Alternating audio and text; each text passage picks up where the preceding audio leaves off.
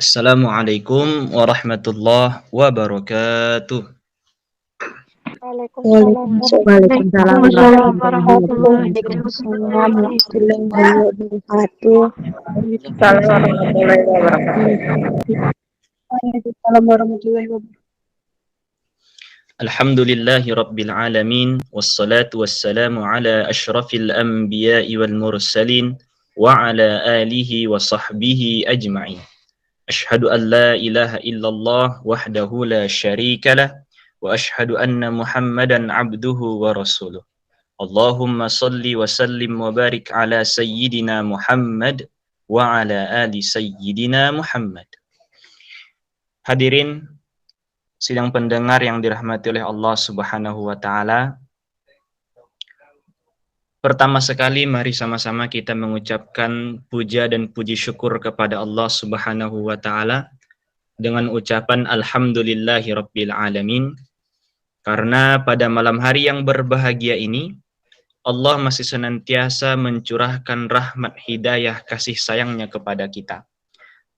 Sehingga pada malam hari yang berbahagia ini, malam yang sangat mulia ini, kita masih diberikan waktu, diberikan kesempatan untuk bisa bersama dengan guru kita yang mulia, yang sudah membersamai kita dan insya Allah akan menyampaikan materi yang sangat luar biasa dan sangat bermanfaat insya Allah buat kita semua.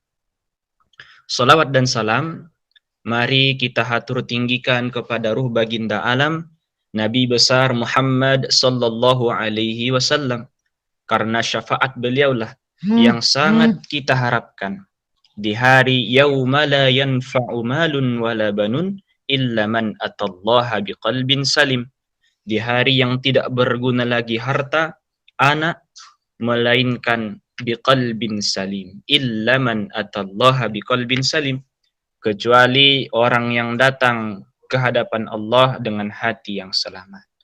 Semoga dengan rasa kecintaan kita kepada baginda Nabi Shallallahu Alaihi Wasallam kita mendapatkan ridho rahmat dari Allah Subhanahu Wa Taala. Allahumma salli wa sallim wa barik ala sayyidina Muhammad wa ala ali sayyidina Muhammad. Adapun kata-kata penghormatan dari kami yang kami hormati dan yang kami muliakan, guru kita yang sudah membersamai kita, yakni beliau Al-Habib Ali Zainal Abidin bin Ali bin Tahir.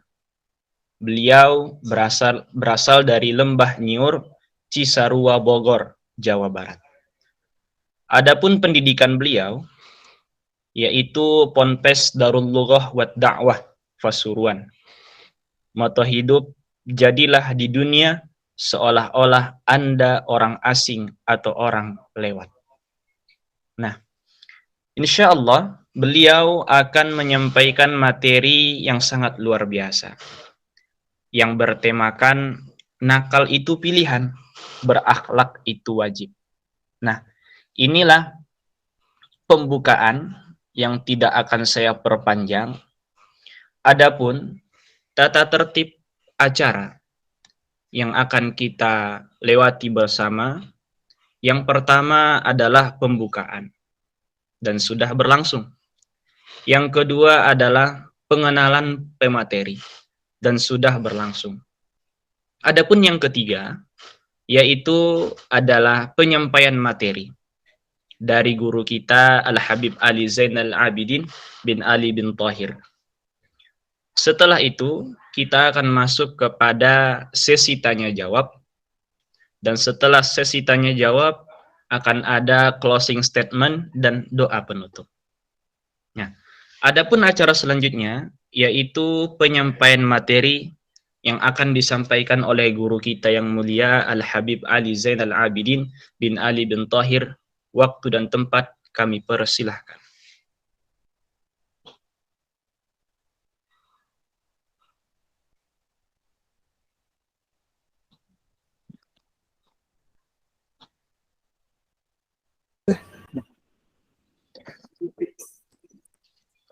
Bismillahirrahmanirrahim. Assalamualaikum warahmatullahi wabarakatuh. Waalaikumsalam Waalaikumsalam Waalaikumsalam warahmatullahi wabarakatuh. Assalamualaikum warahmatullahi wabarakatuh. Alhamdulillah, Alhamdulillah wassalatu wassalamu ala rasulillah wa ala alihi wa sahbihi wa mawala wa la hawla wa la quwwata illa billah subhanaka la ilma lana illa ma 'allamtana innaka antal alimul hakim. Rabbi ishrah li sadri wa yassir li amri wa hlul 'uqdatam min lisani yafqahu qawli wa saddid lisani wahdi qalbi bi jahi sayyidina Muhammadin sallallahu alaihi wasallam. Dusturukum ya ahlal darak, dusturukum ya ahlal nauba, dusturukum ya ahlal hilli, dusturukum ya ahlal zahir, dusturukum ya ahlal batin, ya fatah ya alim, ya fatah ya alim, ya fatah ya alim. Iftah alaina futuhal arifin. Wa sallallahu ala sayyidina Muhammadin nabiyil ummi wa ala alihi wasallam. Alhamdulillah rabbil alamin. Alhamdulillah, segala puji bagi Allah Subhanahu wa taala yang telah memberikan kita nikmat masih bisa berkumpul, masih bisa bersilaturahmi dalam tujuan yang baik, yaitu kajian Islam tentang akhlak. Semoga apa yang nanti saya sampaikan bisa bermanfaat untuk semuanya. Dan saya juga begitu senang karena ini pertama kali untuk saya melakukan dakwah, metode dakwah seperti ini. Dakwah melewati Zoom meeting. Karena kurang biasa, sekarang juga saya barengin dengan jadwal ngajar saya, bareng santri-santri yang ada. Jadi mohon maaf, misalnya nanti ada kesalahan-kesalahan atau kurang dalam penyampaiannya, karena saya sendiri juga masih baru dalam hal siaran-siaran seperti ini. Maka dari itu, sebelum kita mulai pengajian, ada baiknya kita baca doa dulu. Boleh diikutin sama-sama. Bismillahirrahmanirrahim. Allahumma salli ala Sayyidina Muhammadin salatan tukhrijul min zulumatil wahmi wa tukrimuni binuril fahmi wa tudkhuli ma ashkala hatta yufhama annaka anta ta'lamu wa la a'lamu innaka anta allamal ghuyub. Allahumma wa barik ala Muhammadin wa alihin nur al-mudhibi lin nisyan bihi fi kulli lamhatin nafasin adada ma wasi'ahu ilmullah. Kata hadratin Nabi Muhammad SAW wa sahbihi zuratul ibn zahirin summa yallahu ala qadran barang basirin wa sahbihi subhi ahdan wa ta'ala syekhina wa ma'alimna khusus wa nabi sallallahu Kalian video taruh sama di antara taruh satu sama original yang satu. Dimatikan. ini untuk syukur harus syukur itu surah An-Nur yang ulumnya nakutum fiddin wa dimara al-Fatihah. Bismillahirrahmanirrahim. Alhamdulillahi rabbil alamin arrahmanir rahim maliki yaumiddin. Iyyaka na'budu wa iyyaka nasta'in ihdinas siratal mustaqim siratal ladzina an'amta 'alaihim ghairil maghdubi 'alaihim waladdallin amin. Alhamdulillah. Tema malam ini nakal itu pilihan, berakhlak itu wajib. Ya, ini tema sebenarnya usulan dari akhina Ustaz Tanjilan. Saya pernah mengucapkan ini kata-kata pas waktu belajar, sedang ngajar di hadapan santri-santri. Nakal itu pilihan. Seseorang, dia bisa memilih dalam hidupnya. Allah memberikan kita ada rasa ikhtiar, bisa milih mau ke kiri atau ke kanan. Mau terlihat nakal atau terlihat tidak nakal. Mau jadi orang yang suka di jalanan, atau mau jadi preman yang suka di pasar, atau mau jadi yang lain-lainnya, itu pilihan kita. Dalam hidup kita diberikan pilihan. Mau kemana aja, mau jadi apa saja bisa. Tapi ada satu hal yang diwajibkan, berakhlak. Akhlak itu wajib. Bahkan dikatakan kalau bukan karena akhlak, seseorang itu tidak akan bisa beragama. Orang beragama, dia harus berakhlak. Orang berakhlak, dia harus beragama. Nah, maka dari itu, sebelum saya jelaskan inti dari tema ini, maka ada baiknya kita mengenal apa sih itu akhlak. Apa sih yang kita tahu tentang akhlak itu apa? Karena terkadang kita sebut akhlak itu sebagai moral. Kadang kita sebut akhlak itu sebagai adab. Terutama adab. Kata adab dan kata akhlak itu di dalam kitab-kitab kadang suka saling masuk. Terkadang ulama ada dia berbicara tentang adab menggunakan kata-kata akhlak. Terkadang ulama yang dimaksud oleh ulama itu masalah akhlak, tapi dia mengucapkan dengan kata-kata adab. Maka dari itu, kita mulai dulu antara perbedaan apa sih itu akhlak dan apa itu adab.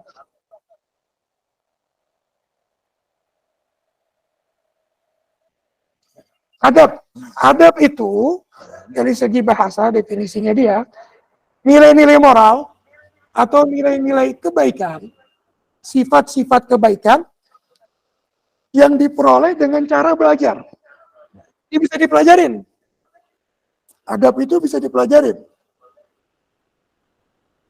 Dan dia hasilnya nanti, orang yang sudah belajar beradab, ya contoh-contohnya, seperti kedisiplinan. Orang itu dia bisa disiplin dengan cara dididik, diajarin. Anak dari mulai kecil diajarin pagi itu sudah bangun. Dari subuh sudah dibangunin. Bahkan kalau cerita-cerita zaman salaf itu adab-adabnya salaf, anaknya itu dari sebelum subuh, walaupun dia masih kecil, belum balik dan belum memayis, masih dalam kecil, masih umur sebulan 2 bulan, itu udah dibangunin. Didikan adab sudah dari kecil. Nah, itu dia bisa dipelajarin. Kemudian kerajinan, orang itu dia bisa rajin apa enggak, itu dengan cara dididik, dengan cara diajarin. Kebersihan, kejujuran, bertanggung jawab. Nah, itu semua bisa dipelajarin dengan cara dididik. Sebagaimana orang-orang yang ada di luar negeri sana, contoh utamanya Jepang misalnya, orang-orang Jepang itu mereka sungguh sangat beradab. Budaya antrian di sini ada. Orang itu antri, mau apa-apa ngantri, mau belanja ngantri. Dalam hal tepat waktu, mereka selalu tepat waktu. Bahkan lebih tepat waktu daripada kita ya di sini orang-orang Islam yang di Indonesia. Seringkali kita telat. Acara tanggal berapa atau janjian jam berapa, paling sering biasanya pas waktu buka bersama. Janjian jam berapa, datang habis isya, bukanya habis maghrib. Atau waktu belajar masuk sekolah, masuk kelas, waktunya jam 7:30 misalnya. Masuknya jam 7:30 lebih sedikit. Jangan berbagai macam alasan. Nah, adab ini bisa dididik. Dan sama siapa aja. dia Islam atau non-Islam, dia bisa beradab. Dan adab itu tidak bisa diukur. Adab itu memang tidak ada yang buruk. Kalau akhlak ada yang baik, ada yang buruk. Akhlakus sayyi'ah, akhlakul karimah. Akhlak yang baik, akhlak yang buruk. Tapi kalau adab nggak ada. Tapi adab itu dia nilainya tidak bisa diukur. Misalnya adabnya orang Indonesia tuh bagus. Kalau ketemu orang permisi, biasanya ngomong permisi Pak, atau sambil senyum, ya kan? Adab yang baik di Indonesia belum tentu baik di tempat lain. Di tempat lain, misalnya kayak di Rusia atau di Jepang, nggak boleh kita sembarangan senyum sama orang. Senyum sama orang, ketemu orang, senyengir. Itu dikira mesum kita sama orang-orang sono. Ini siapa kok nggak kenal kok senyum-senyum sama saya? Apa dia suka sama saya? Pikiran seperti itu. Beda sama di Indonesia. Jadi kalau adab itu fleksibel. Bisa jadi di sini bagus, di sini enggak. Menurut kampung sini bagus, menurut kampung sini enggak. Menurut daerah sini bagus, menurut daerah sini ya belum tentu. Makanya ada peradaban Islam, ada peradaban Yunani, ya, sebutnya seperti itu. Ada lagi yang disebutnya namanya akhlak. Akhlak itu apa sih? Akhlak itu nilai-nilai moral atau kebaikan yang diperoleh dengan cara beribadah. Orang dia kalau beribadah dengan benar, dengan sungguh-sungguh dia menyerapi, dia memahami makna-makna ibadah. Dia memahami makna sholat, dia memahami makna zakat, dia memahami makna haji, dia memahami makna puasa, maka orang yang melakukan ibadah dengan benar, dia akan menjadi seseorang yang berakhlak. Hasil dari sifat yang itu, hasil dari sifat akhlak, ya, contohnya ada di bawah situ, ada empati. Orang yang berakhlak, dia akan cenderung empati. Sama orang kasihan, simpati, perhatian sama orang. Terus rasa keadilannya juga ada dalam dirinya. Terus kerendahan hati. Terus juga kecerdasan emosional, bisa mengontrol emosinya. Kapan harus tegas, kapan harus sabar, kapan harus... Ya, kemudian kecerdasan spiritual. Lanjut, sebelum bahas ke adab, sebelum bahas ke akhlak, bahas adab dulu. Nah, adab ini tadi sebagaimana yang sudah dijelaskan dan berlandasan hadisnya Nabi katakan adabani Rabbi fa ahsana ta'dibi. Tuhanku telah mendidikku, maka adabku menjadi baik. Rasulullah kan baik. Rasulullah terkenal baik sedari kecil. Dari mulai bayi, Rasul itu sudah beradab. Kalau urusan makan, urusan nyusu, kan beliau disusuin kan? Nggak disusuin nama ibunya, cuma sebentar aja. Disusuin nama saudara susuannya itu, kalau nyusu paling akhir, paling belakangan. Siapa yang mengajari itu? Allah langsung. Allah yang mendidik. Urusan makanan, biarin teman-temannya dulu makan, baru dia yang makan, baru Rasul yang makan. Nah, itu adab. Adab dia lebih berkaitan dengan kegiatan sehari-hari. Misalnya adab bangun tidur ada. Rasulullah kalau bangun tidur itu seperti apa sih? Rasul bangun tidur menggunakan siwak, wudu, mengucapkan doa, alhamdulillah.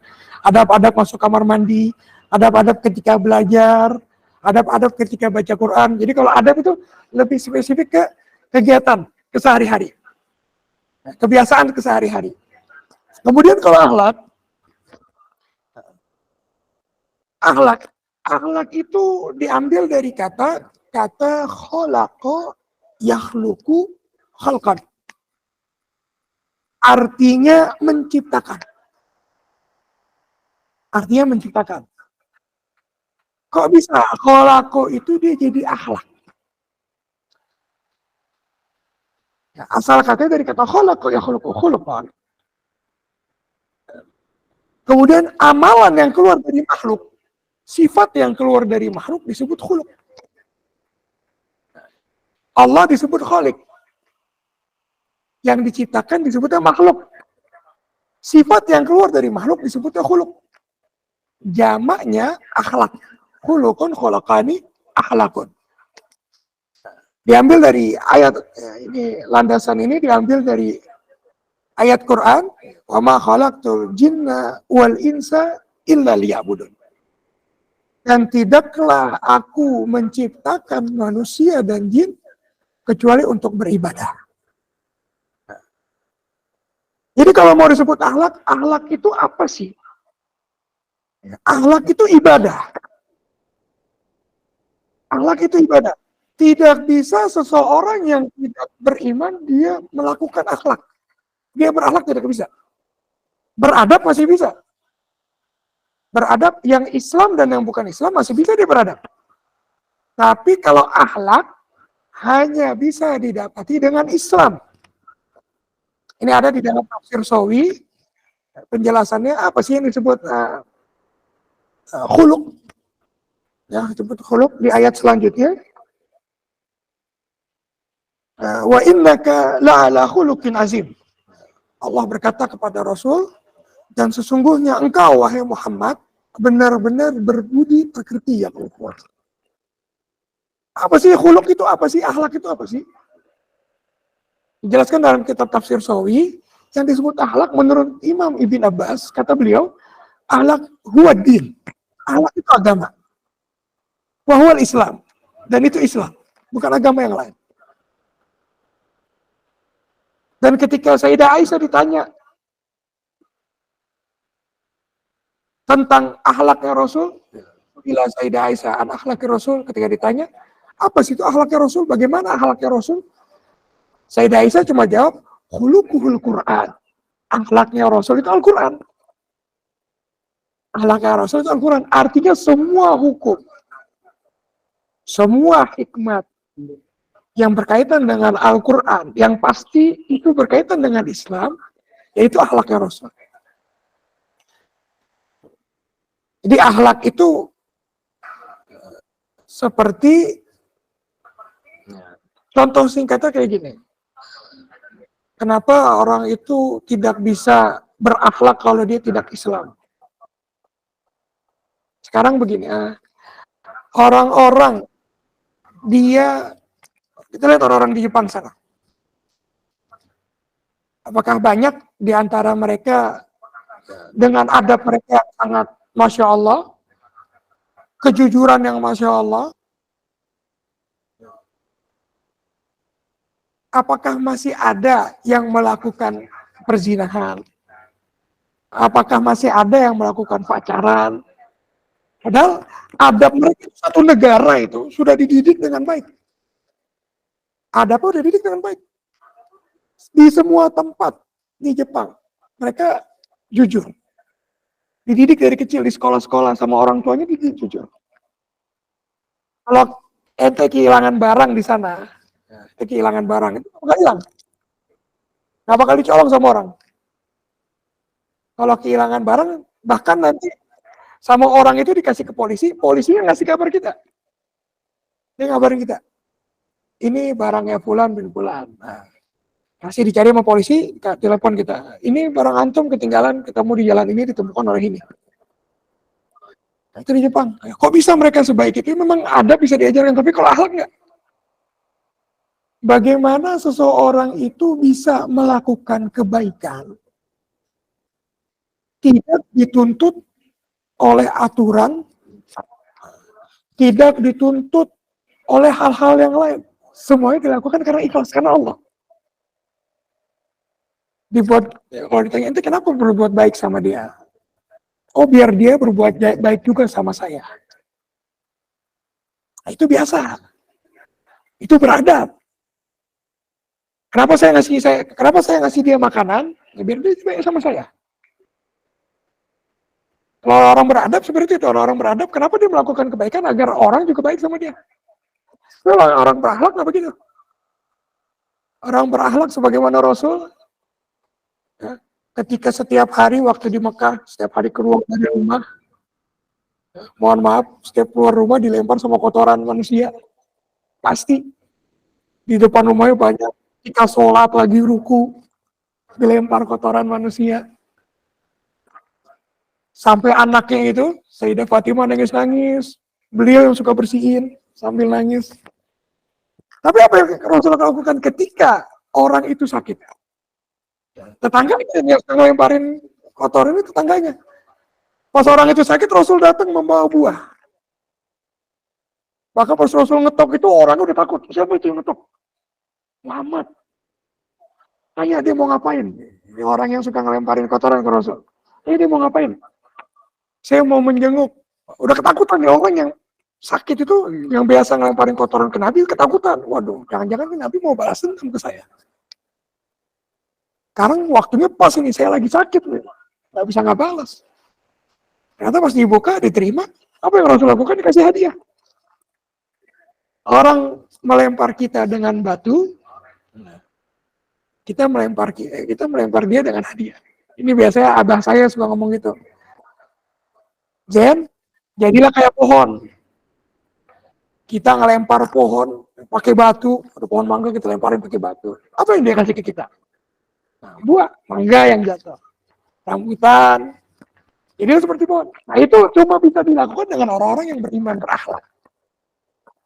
Orang-orang yang tahu maknanya ibadah. Puasa itu mengendalikan nafsu. Dari nama Rasul, kalau waktu puasa ada yang ngajak berantem, bilang, kasih tahu, ini soal. Saya lagi sedang berpuasa. Sholat, haji. Haji mengajarkan kita bahwa saya tidak ada, semua manusia itu sama. Sama rata, sama derajat. Orang haji semua pada pakai ihram, ada pakai pakaian-pakaian bagus. Semua cuma pakai dua helai kain. Panas-panasannya sama di padang Arafah. Ya, semuanya panas sama-sama, ngelempar batunya juga sama. Haji ajarkan kita seperti itu. Jadi akhlak, tidak akan bisa seseorang itu berakhlak kecuali dia harus beragama dulu. Dia harus paham.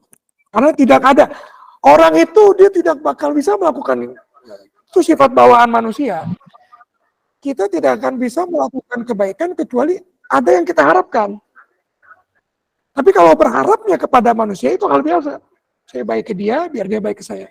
Itu kalau orang beriman enggak? Saya baik ke dia, agar Allah senang sama saya. Kenapa ente berbuat jelek sama dia, padahal dia suka jahatin ente? Padahal dia utangnya nggak pernah dibayar. Suka minjem duit tapi nggak pernah bayar utang. Suka ngata-ngatain ente, suka fitnah ente. Kenapa ente masih baik sama dia sih? Kenapa? Ya karena saya melakukan itu karena Allah memerintahkan saya berbuat baik kepada siapa saja. Bahkan kemarin Habib baru baca di kitab Nasihat Diniyah, ya, Al-Imam Habib Abdullah bin Alawi Al-Haddad, paling afdolnya sedekah itu bukan talibul ilim atau kepada ulama, bukan. Pada orang miskin enggak. Pada orang yang berjihad enggak. Paling afdolnya sedekah kepada saudara yang paling kita benci. Kalau mau sedekah, yang paling afdol, pahalanya dilipat-lipat gandakan, paling tinggi, pahalanya paling banyak, sedekah sama orang yang paling kita benci. Tujuannya apa? Agar membuat orang itu hatinya berubah kepada kita. Dia nggak seuzon lagi sama kita. Dia tidak berbuat kejahatan lagi sama kita karena rasa kebenciannya dia. Nah, ini semua nggak bakal bisa dilakukan kecuali ada iming-iming dari surga atau iming-iming dari rahmat Allah. Kalau ente begini, rahmat Allah bakal turun kepada ente. Kalau ente melakukan ini, maghfirah Allah bakal turun kepada ente. Dia nggak mengharap kepada manusia. Nah itu. Makanya akhlak itu dia lebih tinggi. Lebih tinggi daripada adab. Karena seseorang itu bisa melakukan itu dengan cara ibadah. Ibadah yang benar-benar. Sekarang pertanyaannya, ibadah itu apa? Ibadah ada dua. Ada hablum minallah, ibadah kepada Allah. Ada ibadah kepada manusia, hablum minannas. Kalau ibadah kepada Allah jelas. Salat, zakat. Zakat enggak? Salat, haji, puasa. Itu ibadah kepada Allah. Zikir, istighfar. Nah, ibadah kepada manusia apa? Berbuat baik kepada manusia, bikin senang hati ya, saudara, tetangga, teman, bantu mereka. Itu ibadah kepada manusia. Mencari nafkah bagi para suami yang nyari duit.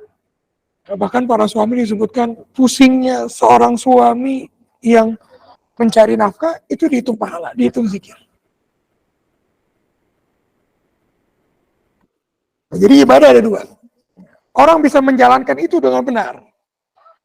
Kalau kata Guru Habib biasanya suka nasihat, Habib Segaf Baharan suka bilang kepada saya, Zen, niatkan semua apapun yang kita lakukan itu untuk ibadah. Kalau sholat jelas, itu sudah niat ibadah. Hal-hal yang lain, olahraga kita niatkan ibadah, biar badan kita sehat. Biar ngajar bisa lebih enak. Nah, kalau sehat, nggak flu, nggak pusing, ngajar juga enak. Dakwah masih enak.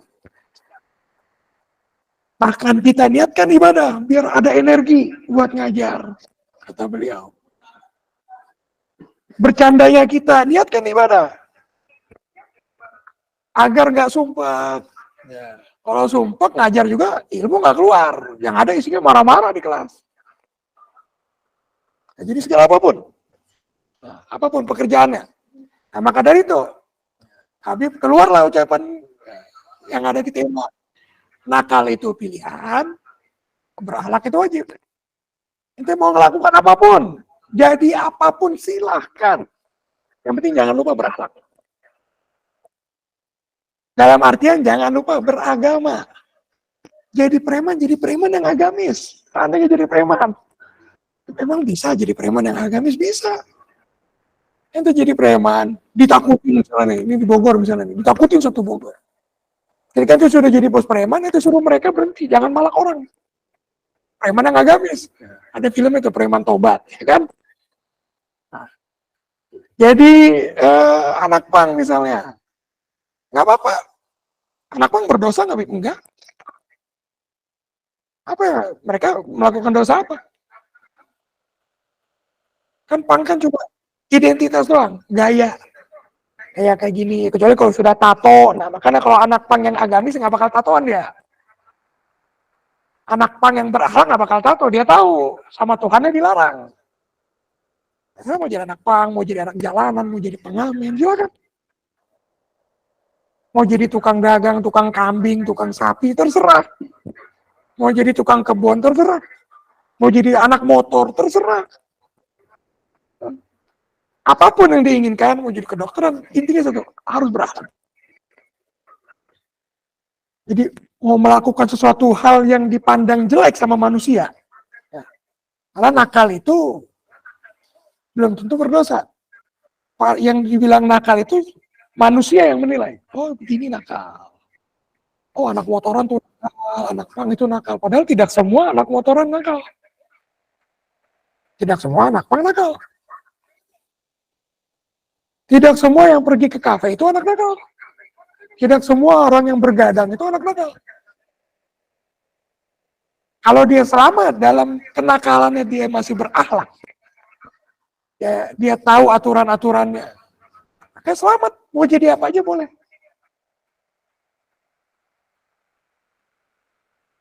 Sahabat Nabi satu itu, apa julukannya, tukang bercanda. Bercandanya suka nipu. Tapi lupa siapa nama itu. Nuaiman. Nuaiman. Itu pernah nipu Nabi itu, sahabat itu. Datang ke Nabi, ya, sebelum masuk ke masjid, ada tukang jualan madu di depan. Dibeli. Bang, saya beli bang, tapi saya nggak ada duit. Nanti yang beli dia. Nanti yang bayar dia tuh, orang di dalam tuh, yang di tengah-tengah tuh. Ya bang, ya, ambil berapa botol? Saya ngambil sebotol, diambil. Masuk ke dalam masjid, ketemu Nabi, Assalamualaikum ahlan wa sahlan. Nabi, saya bawa hadiah, kasih ke Nabi, Nabi senang. Habis itu langsung pamit, ini orang gak pakai lama nih, sahabat Nuaiman, gak pakai lama. Yaudah, Nabi saya pamit, saya ada urusan. Pergi. Kemudian yang tukang jualan tadi masuk ke dalam masjid, minta duit ke Nabi. Nabi bingung, duit berapa ya? Itu bayar madu. Ini saya dikasih sama sahabat Nuaiman. Oh iya, tapi tadi diceritain. Tadi dia beli, katanya nanti yang bayar orang di dalam, antum yang bakal bayar. Nabi ketawa. Karena itu sebenarnya kalau walaupun kelihatannya nipu, itu nggak nipu. Itu nggak nipu. Yang ngasih hadiah, ya dia buat engkau. Nabi. Nggak bilang ini saya beli ya, ini punya saya kasih Nabi, nggak. Cuma ngomong gitu doang. Nabi ini hadiah buat engkau. Nyenengin Nabi, niat nyenengin Nabi doang. Lalu langsung pergi. Nggak ada unsur-unsur penipuan. Walaupun kelihatannya kayak nipu, tapi nggak ada unsur-unsur penipuan. Bercanda. Bercanda nggak apa-apa. Yang penting masih tetap berakhlak. Nabi dengar begitu kejadian, Nabi ketawa. Nabi pun nggak kesel, Nabi ketawa. Nuaiman dapat pahala walaupun dia nggak sedekah, walaupun dia nggak ngasih hadiah, dapat pahala dia nyenengin saya. Jadi seperti itu. Ya. Jadi mau jadi apa aja terserah. Jadi pemain bola apa, mau jadi atlet volley, atlet game, terserah. Kejelekan itu cuma nakal itu orang sebut nakal cuma ada dalam pandangan manusia aja. Belum tentu yang jelek di hadapan kita, belum tentu yang menurut kita jelek itu jelek di mata Allah. Dan belum tentu juga yang kita anggap baik, belum tentu itu baik di hadapan Allah.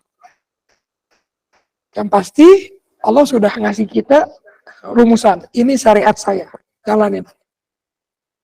Yang saya perintah jalanin, yang saya larang jangan dilakukan. Yang saya diam, sesuatu hal-hal yang mubah, yang Allah itu tidak menjelaskannya, ya berarti boleh. Boleh dilakukan. Nggak ada itu ayat Quran atau hadis, atau perkataan ulama yang larang pang, karena di Arab nggak ada anak pang. Jadi nggak ada. Paling yang khoza itu yang nggak boleh motong rambut dengan cara botak di sebagian tempat. Ini mau jadi apa aja terserah. Yang penting tetap harus beragama. Tetap harus berakhlak. Harus beragama. Tanpa agama tidak bisa jadi orang baik. Cukup sekian. Terima kasih. Mungkin itu aja yang bisa saya sampaikan. Kurang lebihnya mohon maaf. Assalamualaikum warahmatullahi wabarakatuh. Waalaikumsalam warahmatullahi wabarakatuh. Alhamdulillahirabbil alamin. Kita ucapkan terima kasih kepada pemateri kita yang sudah menyampaikan materi yang sangat luar biasa mengenai tentang akhlak dan sangat bermanfaat sekali. Dan semoga apa yang disampaikan oleh beliau bisa kita implementasikan dalam kehidupan kita sehari-hari. Adapun sesi selanjutnya, mungkin apakah kita mengadakan sesi tanya jawab Habib? Atau sekedar kita batasi 3 pertanyaan atau 5 pertanyaan ya Habib? Boleh pertanyaan aja. Karena biasanya juga saya kalau majlis belajarnya cuma 5 menit. Sisanya pertanyaan aja. Nggak biasa ngomong panjang. Baik, Habib, siap. Bagi teman-teman yang ingin bertanya, ahlan untuk bertanya, dan silahkan di on mic. Silahkan di on mic. Kami akan menyediakan 3 pertanyaan atau 5 maksimalnya. Bagi teman-teman yang ingin bertanya, bagi jamaah semua yang ingin bertanya, silahkan untuk bertanya dengan on mic. Tafadhal.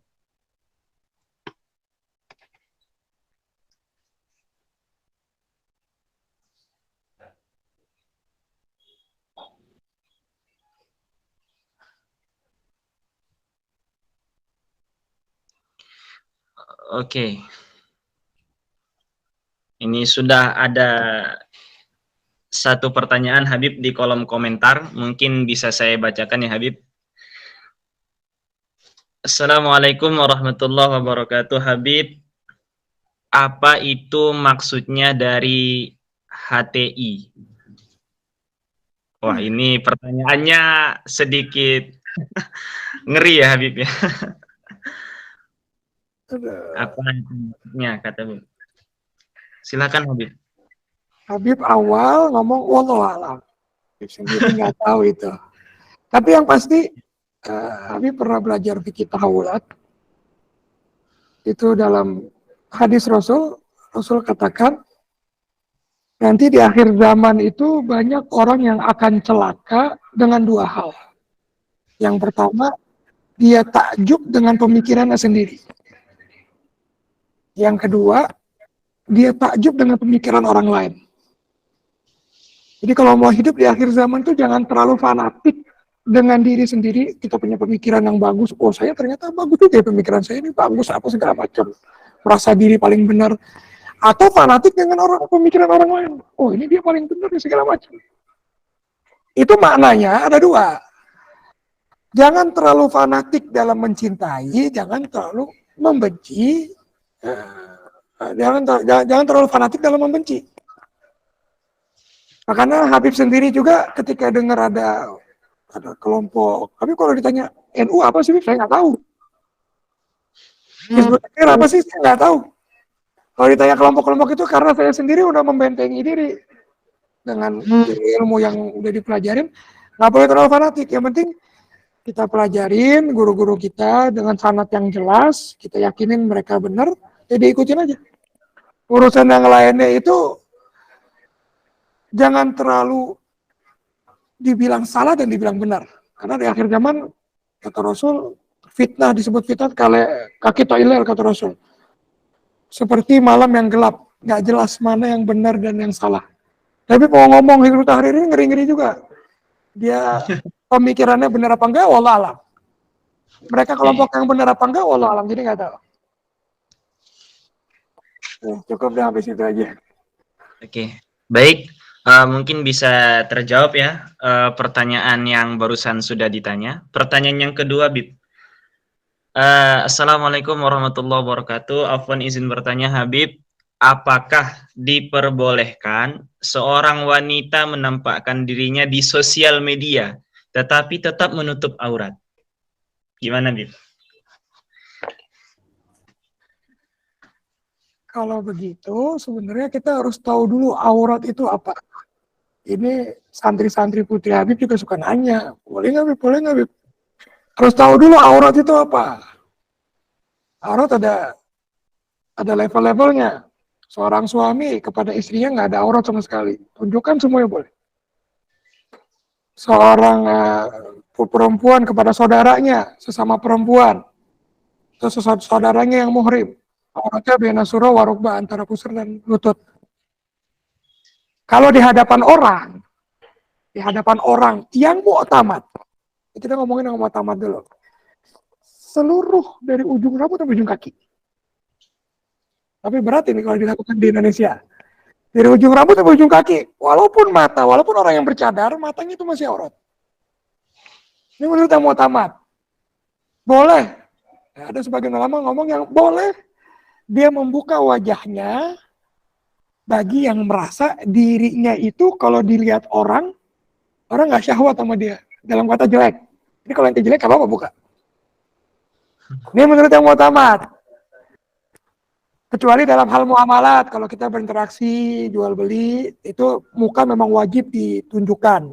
Salah satu syaratnya, kelihatan harus tampak. Nah, selain itu enggak. Jadi kalau di sosmed menunjukkan bagaimana Habib, walaupun kita menutup aurat. Harus tahu dulu tadi. Kalau misalnya ada yang membolehkan? Ya ada aja, tapi kalau yang mu'tamad enggak begitu. Jadi sebenarnya agak sulit kalau di Indonesia ini ngikutin yang mu'tamad. Ngikutin orang di Arab sana, cadar ketutup semua, berat. Ya akhirnya sekarang ngikutin yang doib pada kol-kol yang lain, ulama-ulama yang lain, dan sebagian ulama. Tapi yang mu'tamad tidak seperti itu. Ya, tapi kalau mau ditanya boleh apa enggak, jawabannya banyak. Mau ngikutin yang boleh apa yang enggak. Yang penting kamu tahu, ini yang kesepakatan ulama mengatakan tidak boleh. Bahkan sebagian ulama menganggap suara perempuan juga sebagai aurat. Suara. Yang suaranya bagus, kalau yang suaranya kayak cowok ya nggak apa-apa. Karena nggak menimbulkan syahwat. Jadi itu, kalau nunjukin foto profil atau lain-lain di Instagram, terserah mau ngikutin ulama yang mana. Kalau yang mu'tamad, kebanyakan ulama, dan itu yang paling selamat, yang mu'tamad yang paling selamat, ya, tadi, menutup seluruh muka. Dalam artian nggak boleh nunjukkan di sosial media. Mungkin itu aja. Baik, semoga bisa terjawab ya pertanyaan yang sudah ditanyakan. Pertanyaan selanjutnya, Habib. Pertanyaan yang ketiga. Assalamualaikum warahmatullahi wabarakatuh. Habib, Afwan izin bertanya. Gimana caranya agar akhlak kita itu bisa seperti akhlak Nabi Shallallahu Alaihi Wasallam? Ya. Tadi ada yang satu kelewatan tuh, saya nggak baca. Laqad kana lakum fi Rasulillahi uswatun hasanah. Rasul apa tadi artinya? Sungguh telah ada dalam diri Rasul itu budi pekerti, contoh yang baik. Jadi kalau mau bilang seperti Rasul bagaimana?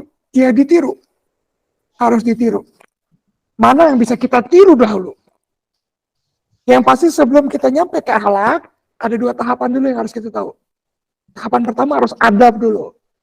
Rasul itu belajar adab dulu. Rasul kenal akhlak, ya. Walaupun Rasul sebenarnya dari kecil udah Islam, maksudnya belajar syariatnya setelah diangkat menjadi Nabi.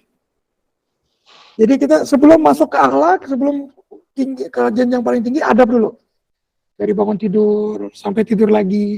Rasul kalau bangun tuh ngapain aja sih? Rasul kalau tidur ngapain aja sih? Rasul kalau di kamar mandi ngapain aja sih? Itu dulu dah. Yang kedua ilmu. Cari ilmu dulu. Pahami dulu ibadah ente itu, sholat, puasa, zakat, haji. Baru setelah itu kita amalkan. Amalkan ibadahnya dengan benar. Belajar untuk melakukan apa yang sudah kita lakukan dengan benar. Apa yang sudah kita pelajari kita amalkan dengan benar. Setelah itu baru bisa berakhlak. Rasul dapat julukan tadi, innaka ala khuluqin azim. Enggak serta-merta seperti itu. Ada didikannya dulu. Dalam Al-Quran kan ada Rasul ditegur sama Allah. Dalam surat Abasa wa tawalla, Rasul ditegur sama Allah. Jadi ada prosesnya juga. Jadi kalau mau biar berakhlak kayak Rasul, bagaimana biar? Tadi dulu adab, pelajarin dulu, kemudian ilmu, setelah ilmu baru amal, setelah itu baru nanti bisa jadi berakhlak. Jadi nggak bisa, tips-tipsnya nggak ada tips-tipsnya itu. Nggak ada cara instan, jalur tikus nggak ada, jalur pintas nggak ada, harus lewat jalur-jalur tadi. Adab, ilmu, amal, berakhlak. Ada lagi? Oke, baik Habib, terima kasih atas jawabannya. Ini kita masih ada beberapa pertanyaan lagi Habib. Apa kita lanjutkan atau dicukupkan saja? Boleh, saya bebas. Oh, baik, siap Habib. Oke, pertanyaan selanjutnya. Dihimbau juga kepada teman-teman yang bertanya, kalau pertanyaannya sama dengan pertanyaan-pertanyaan sebelumnya yang sudah dipertanyakan, maka tidak akan kami baca pertanyaannya.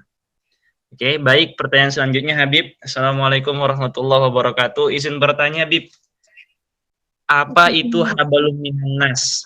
Mungkin masih banyak teman-teman yang belum tahu istilah hablum minan nas ini apa Habib gitu.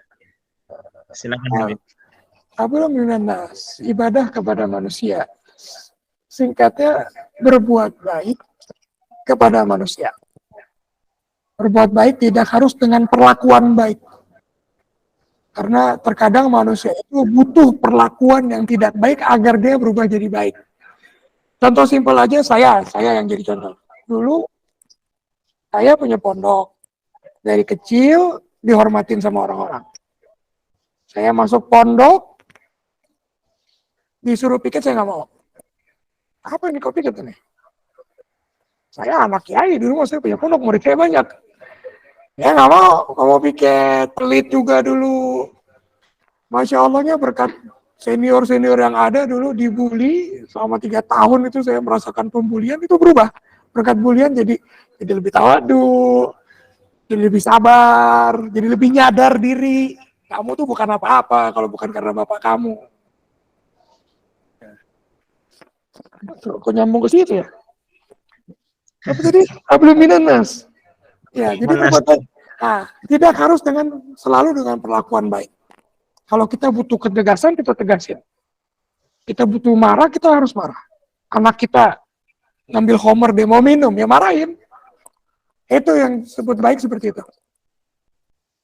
Jadi ibadahnya selain berbuat baik kepada manusia, membawa manusia juga ke dalam kebaikan. Itu hablum minan nas. Cukup, itu aja. Ada lagi? Baik, terima kasih Habib. Masih ada Habib beberapa 1, 2, 3. Wah, masih ada 4 sampai 5 pertanyaan lagi Habib. Silakan, terserah moderator sudah. Bagaimana moderator? Teman-teman juga sangat antusias sekali. Mungkin akan saya bacakan cukup 2 pertanyaan saja lagi Habib. Ya, boleh. Ini pertanyaan yang saat ini agak sedikit ekstrim Habib. Agak sedikit ekstrim. Apa itu? Assalamualaikum, izin bertanya Habib, apa hukumnya mencintai istri orang? Nah, silakan Habib untuk dijawab. Ini yang nanya laki-laki pasti ya. Laki-laki Habib, yang bertanya laki-laki. Boleh tahu nih jomblo apa duda?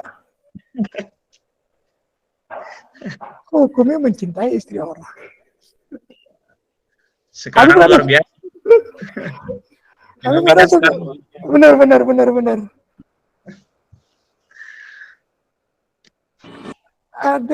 Ada cinta, ada nafsu sebenarnya. Mungkin yang sering kita rasakan itu nafsu, yang kita anggap itu cinta. Kalau orang cinta, dia tahu batasan-batasannya. Kalau mau ditanya hukumnya, gini ntar kalau ente punya istri, Habib demen sama istri kamu bagaimana? Nggak usah nanya hukum. Kamu sebagai suami bakal seperti apa? Karena Rasul pernah bilang, al-ithmu, dosa itu, kata Rasul, mahaka fi nafsik. Sesuatu yang mengganggu di dalam dirimu. Wala yatma'in alaihi qalb. Dan hatimu tidak tenang. Jadi gak usah ngeliat syariat. Ini lihat aja nih, ada orang demen sama istri orang. Bagus apa kira-kira. Jadi, kalau istri ente gak demen, didemenin sama orang, berarti itu sesuatu perlakuan yang buruk. Jadi kalau buruk, berarti termasuk ithim, termasuk dosa. Jangan sampai menganggap nafsu sebagai cinta. Cinta itu murni, bersih. Ya. Mungkin nanti bilang, bagaimana hukumnya? Kalau pertanyaan nanti rumah aja, bagaimana hukumnya nafsu kepada istri orang? Kalau usah Habib yang jawab. Ya sudah, bagaimana hukumnya nafsu kepada istri orang? Nafsu sama anak orang aja nggak boleh bagi istri orang. Jadi makanya tadi harus dipahami dulu, ada cinta, ada nafsu. Kalau cinta pasti bersih. Dia nggak bakal menimbulkan hal-hal yang jelek. Cuma sekedar, saya misalnya ini ada murid Habib, perempuan, dia sudah nikah, Habib cinta sama dia sebagai murid. Nah, bukan nafsu, pengen sama dia, pengen berduaan sama dia. Kalau sudah nafsu, udah jelas. Jadi jangan sampai ketukar antara cinta dan nafsu. Nah, ada lagi? Masya Allah nih. Baik Habib, terima kasih Habib atas jawabannya. Ini pertanyaan terakhir Habib, terakhir. Assalamualaikum warahmatullahi wabarakatuh. Izin bertanya Habib, jika kita niat bercadar karena takut menimbulkan fitnah lelaki, apakah itu termasuk niat karena Allah? Dan apakah cadar itu boleh dipakai, dilepas gitu Habib? Silakan Habib. Sebentar, ini lagi nyari pertanyaannya biar nggak lumayan panjang soalnya. Dari siapa tadi? Ini ya, dari Puitisi. Puitis. Pertanyaan itu saya gabung menjadi satu Habib. Karena sama gitu Habib. Jadi pertanyaan yang pertama, apakah jika seseorang niat bercadar karena takut menimbulkan fitnah lelaki, apakah itu termasuk niat karena Allah? Nah, pertanyaan kedua. Satu-satu dulu ya, biar takut nggak lupa. Biar nggak nyasar-nyasar juga. Baik Habib. Jadi apakah niat memakai cadar karena takut fitnah lelaki? Apakah itu termasuk niat Allah? Dalam artian apakah itu ikhlas? Ya. Sekarang tujuan cadar memang seperti itu. Kenapa perempuan harus bercadar? Agar dia terhindar dari fitnah laki-laki. Dalam artian itu yang Allah maksud. Itu yang Nabi maksud. Itu yang Nabi inginkan. Kalau kamu pakai cadar tapi cadarnya ketat, kelihatan semua badannya, ya nggak dihitung. Jadi melakukan sesuatu karena alasan yang Allah inginkan, sesuai keinginan Allah, ya berarti ikhlas. Berarti ikhlas betul niatnya. Tapi kalau niat pengen dibilang baik sama orang, ya nggak apa-apa. Jangan nunggu ikhlas. Imam Ghazali dalam kitabnya Al-Ihya, beliau jelaskan, ikhlas itu jangan ditunggu. Orang itu dia mau ikhlas itu harus melewati 70 pintu. Baru dia bisa ikhlas. Itu pun sampai ikhlas taraf yang paling rendah. Jadi kebaikan itu lakukan aja dulu. Ikhlas belakangan. Biasanya orang yang bercadar itu, kenapa nggak bercadar? Belum pantas. Merasa diri belum pantas. Kayaknya belum cukup deh. Belum siap deh kayaknya. Nggak ada urusan siap nggak siap. Mau kamu ahli maksiat, mau kamu pelacur, kalau kamu pengen pakai cadar, pakai aja. Nggak usah nunggu jadi orang baik dulu baru pakai cadar, nggak usah. Kalau kebaikan, dahulukan. Dan insya Allah nanti ke depannya bakal ikhlas sendiri. Jangan nunggu amal baik, nunggu ikhlas dulu baru beramal baik, jangan. Beramal baik dulu baru ikhlas. Kemudian lanjutan pertanyaan apa tadi? Pertanyaan selanjutnya Habib, apakah boleh cadar itu dilepas dipakai gitu Habib? Karena mungkin ada beberapa keadaan yang tidak memungkinkan dia memakai cadar begitu. Ya cadar jangan dipakai terus. Jadi kan tadi udah dijelasin. Kalau lagi waktu mau amalat, lepas. Nanti pakai cadar ke Alfamart. Belanja. Di Alfamart kan belanja. Jual beli itu kita. Buka cadarnya. Kalau emang Alfamart itu dia menerapkan syariat Islam, kayak misalnya kalau ada barang cacat bisa dikembalikan. Kalau dari awal ditulis barang yang dibeli tidak bisa dikembalikan, nah berarti dari awal sudah tidak menjalankan syariat, jadi kita nggak wajib buka cadar. Tapi kalau toko itu tidak ada aturan seperti itu, barang masih bisa dikembalikan, ya buka. Itu harus. Waktu sholat, buka. Waktu ketemu sesama perempuan, ya buka aja, nggak apa-apa. Di rumah, depan orang-orang yang mahram, buka. Mungkin ada keadaan-keadaan lain yang mewajibkan harus buka. Dalam keadaan, kalau wanita itu ada dua hal. Disebutnya keadaan darurat. Satu, menyangkut nyawa. Kalau ente pakai cadar, misalnya kayak di Rohingya. Jangan kan pakai cadar, pakai jilbab aja nggak boleh. Pakai jilbab dibunuh, ya lepas. Yang kedua ketika berkaitan dengan kehormatan wanita. Kalau misalnya ente pakai cadar, ente bakal diperkosa, jadi ancam. Kalau ente pakai cadar, saya perkosa kamu. Nah, itu wajib lepas. Itu keadaan darurat. Sisanya tadi keadaan-keadaan jual beli, waktu sholat, kemudian di depan hadapan yang mahram kita buka, nggak apa-apa. Kalau setiap hari dalam rumah buka, di mobil buka, kalau mahram semua buka, nggak harus pakai terus, nggak harus. Ya, mungkin itu. Oke, terima kasih Habib atas jawabannya. Dan pertanyaan sudah dijawab oleh Habib, guru kita yang mulia.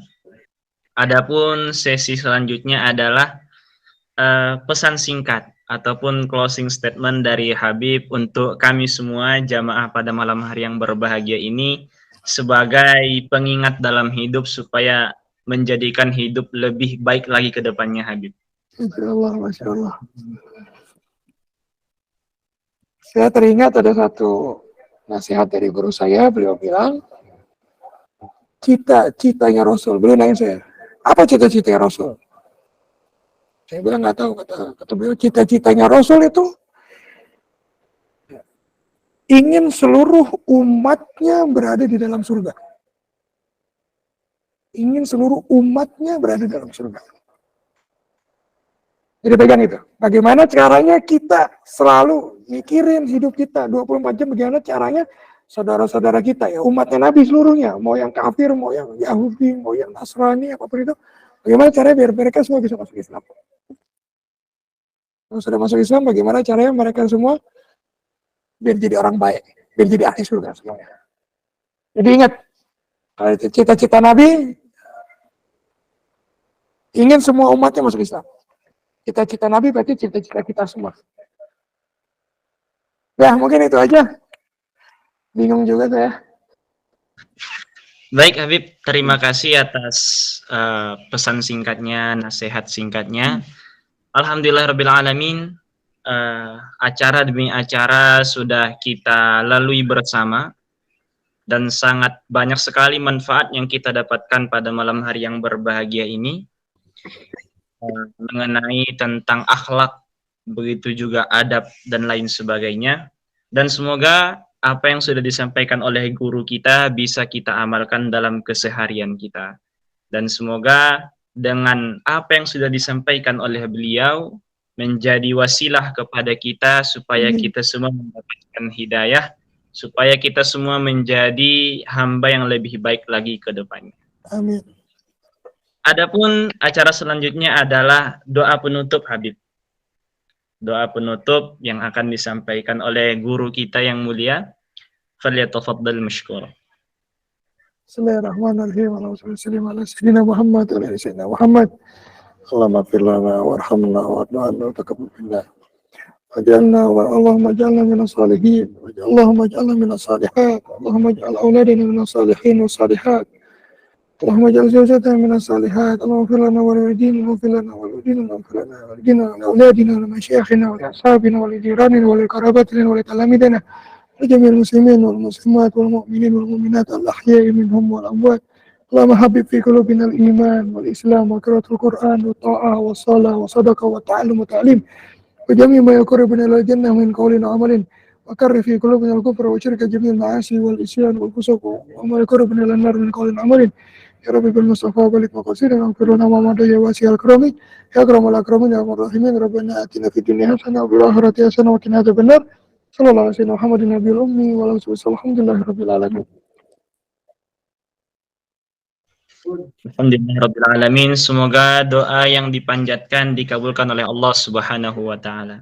Jazakallah khairan khairal jaza. Kami ucapkan kepada guru kami yang mulia yang sudah menyampaikan materi yang sangat luar biasa di hadapan kami semua. Kami berharap semoga di hari-hari esok Habib juga masih bisa meluangkan waktunya untuk kami, karena kami jujur masih sangat membutuhkan ilmu, apalagi di zaman sudah mulai hilang ilmu agama di kalangan pemuda-pemudi sekarang Habib. Masya Allah, Masya Allah, Masya Allah. Doakan biar kita masih bisa saling silaturahmi juga. Habib juga ucapkan terima kasih buat para hadirin semuanya, senang bisa ngaji bareng kalian semua. Semoga silaturahmi kita nggak sampai di sini aja, seterusnya bahkan juga sampai di akhirat. Ya. Mohon minta maaf juga kalau banyak salah-salah dari Habib. Ya Habib. Alhamdulillahirabbil alamin. Malam ini Habib yang hadir tadi sampai mencapai 178 orang. Oh, Alhamdulillah. Masya Allah, Masya Allah. Orang itu dari berbagai daerah di Indonesia, dan ada juga bagian saudara-saudara kita dari negara tetangga, dari Malaysia juga ada Habib. Masya Allah, Masya Allah. Masya Allah. Dari Kairo juga ada, dari Kairo. Dari Kairo saya sendiri Habib. Iya, makanya ada juga pemirsa. Kaget ya pas dengar moderatornya dari Kairo, jauh juga nih, Masya Allah. Saya juga masih fakir ilmu Habib. Ingin Masya Allah, Masya Allah. Alhamdulillahirabbil alamin, yang mana acara kita tadi dimulai dengan mengucapkan basmalah, maka alangkah baiknya acara malam hari ini kita akhiri dengan ucapan alhamdulillah, alhamdulillahirabbil alamin, subhanakallahumma wa bihamdik.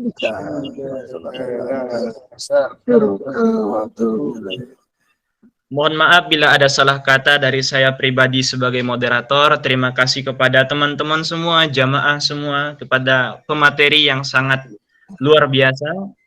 Saya memohon maaf dan kebenaran itu datang dari Allah Subhanahu wa taala. Cukup sekian, wallahu muwaffiq ila aqwamit thoriq. Wassalamualaikum warahmatullahi wabarakatuh.